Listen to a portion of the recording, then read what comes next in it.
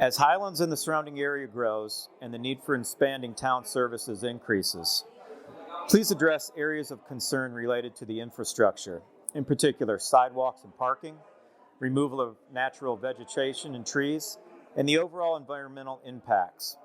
What changes, if any, to the UDO do you recommend to ensure that we protect our national resources? Also, if you care to address specifics of sidewalk projects and access along 106 and for Mirror Lake, and possibly eliminating center parking for Main Street, please do so. Well, as one of our longtime residents said years and years ago, we don't have a parking problem in Highlands. Walhalla has a parking problem. And I continue to echo that sentiment. Certainly, there are days of the year that parking is a nightmare. People don't want to come to town. They can't get into town. It's backed up from Reeves all the way down to First Street. But parking, I don't perceive is a problem. Possibly directions on where parking is certainly a solution. It's a solution. It's an idea that the current town board and past town boards have dealt with over the years. We have signage directing people, but it's the Walmart theory. They're going to drive around the parking lot 10 times to get that one spot right in front of the front door. We address sidewalks in every budget every year. We have a sidewalk plan, master sidewalk plan with future work to be done, current work to be done. And I'll jump on this sidewalk down 106 since I guess I'm kind of the bad boy as far as a lot of folks are concerned. I've been a big proponent of having the sidewalk go down the left-hand side going towards Scaly only because it affects the most people and it will affect the most future development for Highlands. We've got a number of larger tracks down that way which are undeveloped. We have all of Shelby Place, and when Mary and I first moved back here in 1986, we moved to Shelby Place. So I understand the issues at Shelby Place, but I also know the folks at Shelby Place would like to have a way to walk safely into town. And going out 28 and coming down the road or going up the stairs that are overgrown are not the solution. So I've been a big proponent of having the sidewalk go down the left-hand side of the road through Shelby Place property if they were willing to give us an easement. We have a large track, used to be Calmia Court. I forgot the name of the Old Creek Lodge. Old Creek Lodge. That's yet to be developed. There's just a lot more use now and in the future for people that are going to go, that would have use of it in a safe manner on that side of the road. If it has to go down the right-hand side of the road, then so be it. I'm certainly not at odds with that happening. And I've had some folks that have approached me and said, why are you against sidewalks? I am absolutely not against sidewalks. I'd like to see that be our number one project to be completed. The second project needs to be a sidewalk extending past the Bascom going down towards Mirror Lake, where we've got a lot of folks that walk. The sides of the road in a lot of places are narrow. It's not going to be cheap. It's not going to be cheap going down 106 either, but so be it. I'm all for sidewalks. As far as our UDO is concerned, the UDO is a thing that's in constant state of flux. As we see changes and need to make changes, those changes are made. We have ordinances for stormwater, we have ordinances for trees, we have ordinances, zoning ordinances that cover a lot of homeowner issues. So, you know, I certainly think our UDO is it's a Bible, so to speak, but it's able to be changed as need arises. One thing I think we have improved upon, like I mentioned earlier, is our supervision of new developments. We require quite a bit more from new developments in planting and trees and that sort of thing than we used to. And we have guidelines for that. In the past, I'll get off on another tangent here. In the past, we have respected personal property rights in residential areas to allow people to cut trees, to allow people to cut views. And in a couple of cases, we've had folks that have come in and they have clear cut. You know, I'm all for personal property rights. Don't get me wrong on the short-term rental thing, but you know, at some point we do need to address how our natural habitat, which is one of the main things people come for, it creates part of our quality of life. And if we lose the natural habitat, our quality of life, the overall quality of life is going to go downhill. I've gotten the hand over here saying I've got 15 seconds. I just wrap it up by saying we may need to take a second look at wholesale tree cutting on residential property. I have to agree with Buzz that I also don't think that we have a parking problem in town. I think it's a parking perception problem. If any of us were to go to a mall, we would probably park farther away than the farthest parking spot in town. Even if we were to park at Bryson's and want to go shop at Anywhere, it's probably closer than a mall in Atlanta or anything like that. But I think that the sidewalk expansion actually goes hand in hand with this parking perception problem. If we can expand the sidewalks and have more of a pedestrian community, then people will be less likely to drive to town and flood the town with cars. So I would also be a huge advocate of continuing to expand the sidewalk. I love the idea of it going down 106, whether it's on the right side with a potential crosswalk or the left side, either way. I think that that's a good solution for our town and for the residents down to 106. And also would love to see it expanded past the Bascom. There's a lot of residents in the Mirror Lake community that I think would love having a safe way to walk to town. As far as the Unified Development Ordinance, in reading through that, we have a lot of good ordinances in place to protect our natural resources.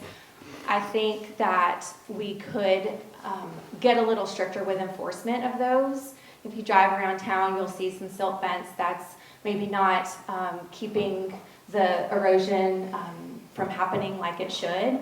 And I don't think that's maybe a deficiency in the current staff. Maybe we need more help in enforcing that. Maybe we need to lean on the county a little bit more, but it's our town, it's our streams, it's our environment that we need to protect. And so I think we should really be looking at erosion control. Are the builders held accountable to have that erosion control in place and fully functioning for the entire length of their project? My husband's also a builder, and so I know what a pain those silt fences can be, but we have to keep the sediment out of our streams and out of our water, and as evidenced by the Mirror Lake situation that we have going on. So I think that's one of the big things. And if it turns out that what we have in place in the UDO is not effective, then we would need to get stricter with that. I also feel like the stormwater runoff ordinances that we have, making sure that there are appropriate drains in place. If a development is creating issues down the road for other residents or for our water source, then that needs to be dealt with. But I feel like we are in a good place with the ordinances to protect our natural resources. Another issue in town that I know we've all seen that we've made huge progress on is garbage in town. And I feel like the cans that we had everybody required to purchase is a great step, but I still see cans knocked over, and how is that being enforced is a question that I would have. If there's a can knocked over when I'm walking into work and I'm picking up the trash, and do I tell my neighbor that, my neighboring business, your can's not working, you need to get a new can, but how can the town help with that too, so that we can keep the trash in the cans where they're supposed to be? We've made huge progress with this, but I think there's still a little bit more that we could do in that regard. And then in thinking about the parking on Main Street and eventually doing, putting more landscaping on Main Street, I certainly, while I don't think we have a parking problem, I don't think we want to sacrifice all 67 of those parking spaces, but I do think it would be nice to have maybe some more landscaping, and would love to see that maybe be considered on Main Street, just to make it a little more charming.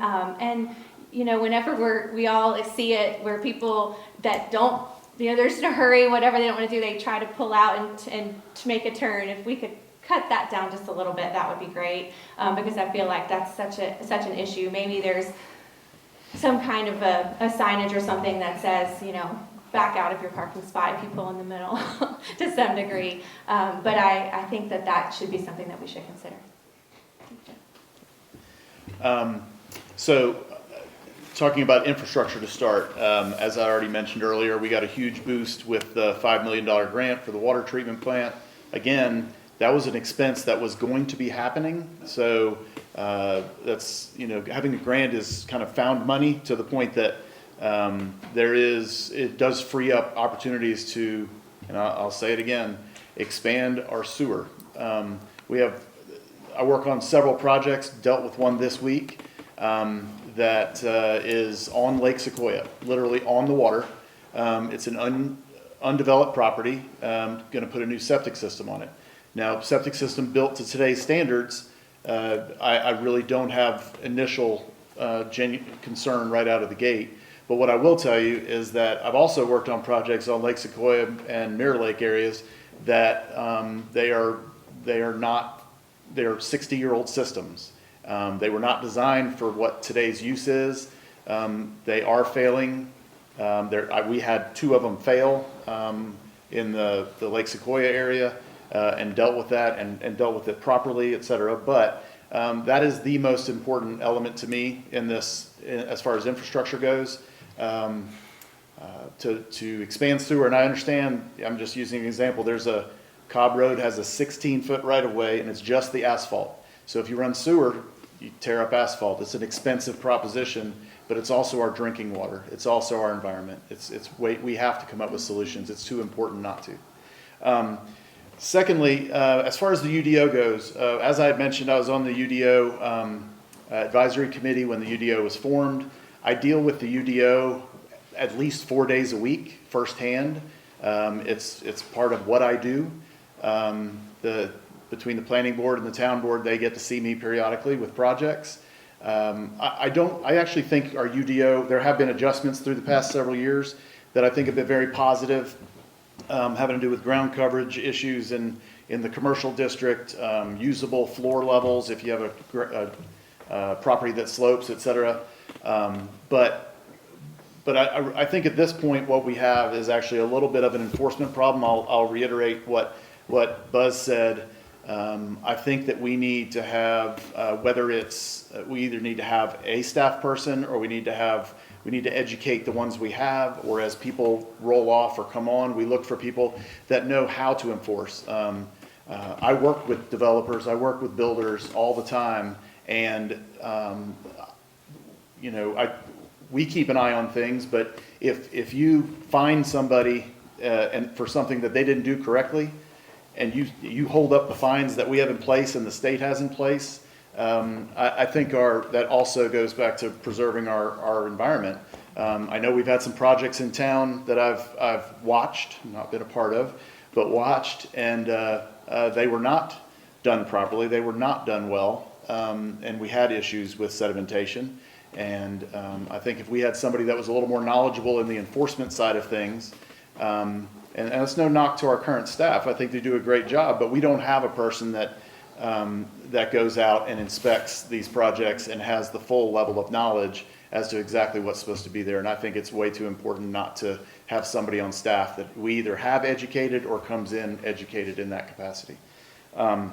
Sidewalks. I completely agree with what everybody has said about sidewalks. I'd love to expand the pedestrian-friendly area of town. I do think it would help with parking. After spending time on 2 separate parking committees, I also don't think we have a parking problem. We do have that mentality that I need to park in front of where I'm going. And then you always use the example too, if you go to a mall somewhere and you go to a store at the opposite end of the mall, you just walked 5 times as far as you did from parking behind Highlander Mountain House or Baptist Church or parking on Church Street. There's always parking there.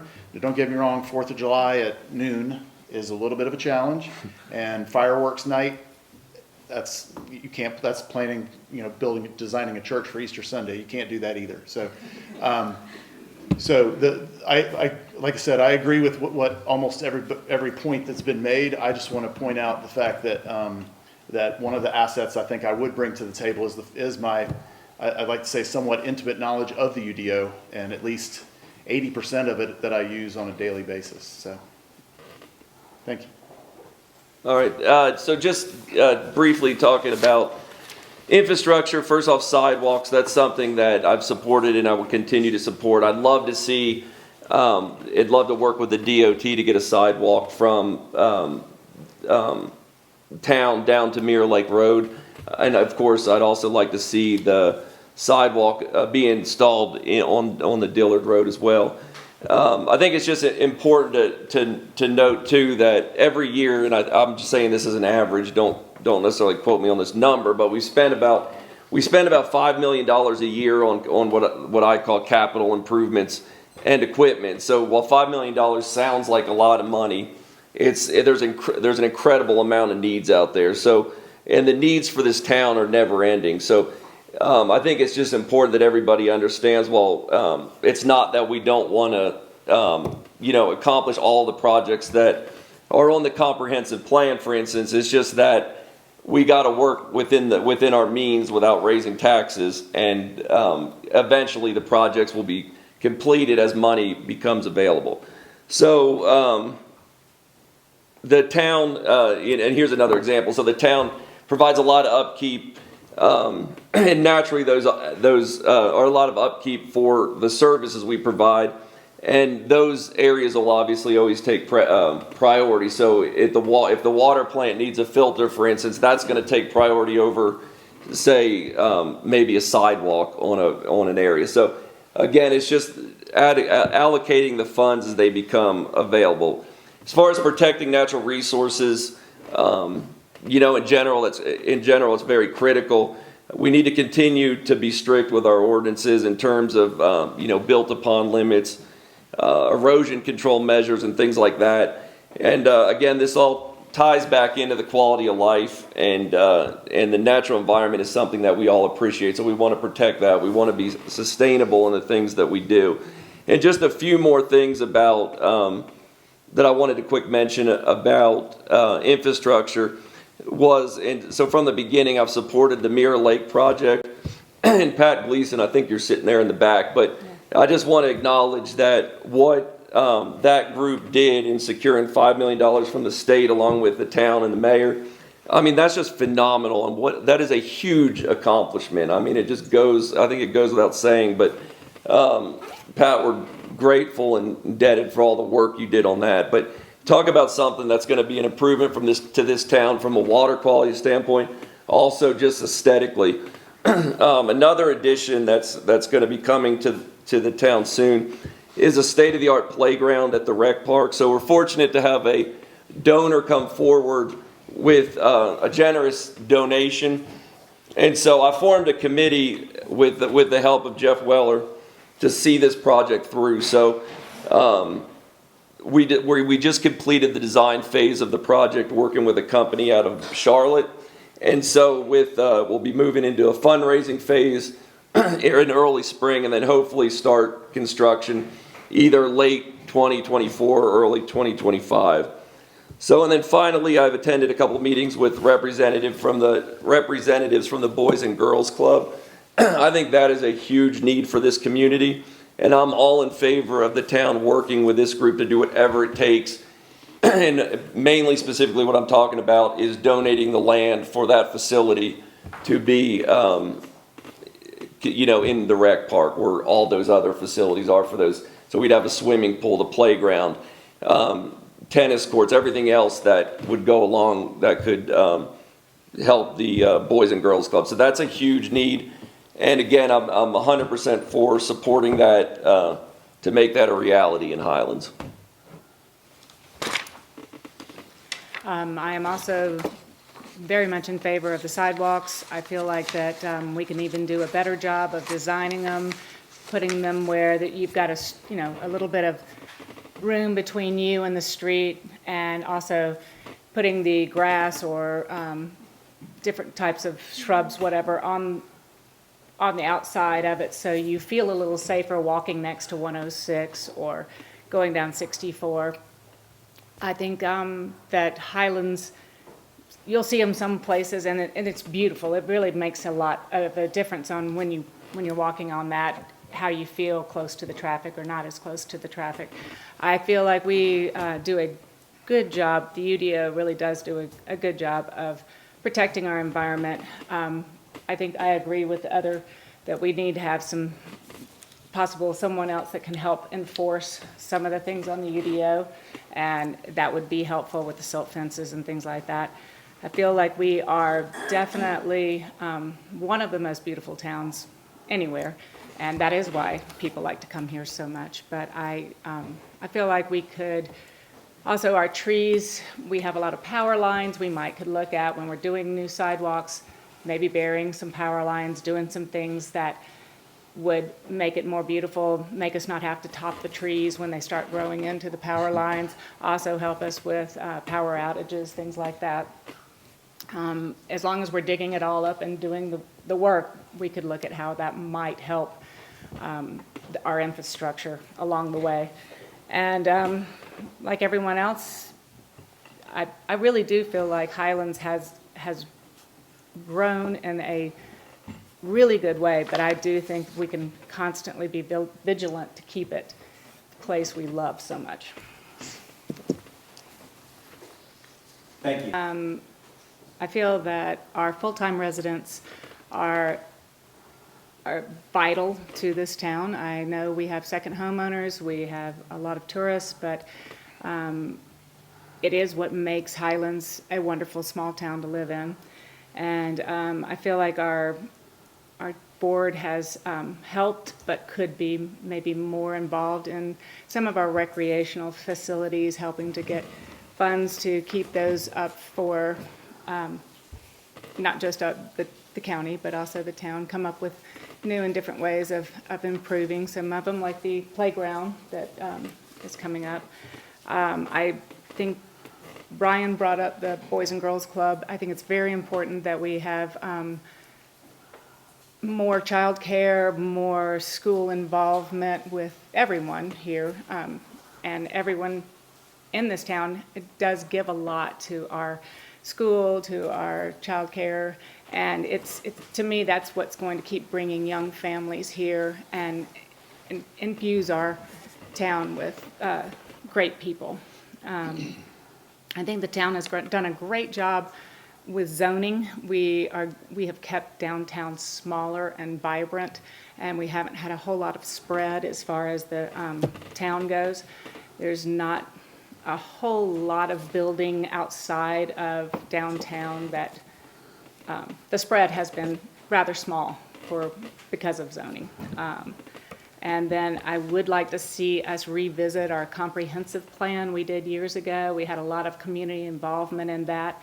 It would be good to revisit it and see if there are things about the comprehensive plan that would really help us continue to keep the ball down the lane and keep everybody on the same page as this is where we want to go with the town of Highlands, and really keep an eye on what are we doing for our residents, what helps everybody to become more of a community and continue to bring people in together, where you have second homeowners and full-time residents spending time together and getting to know each other as neighbors.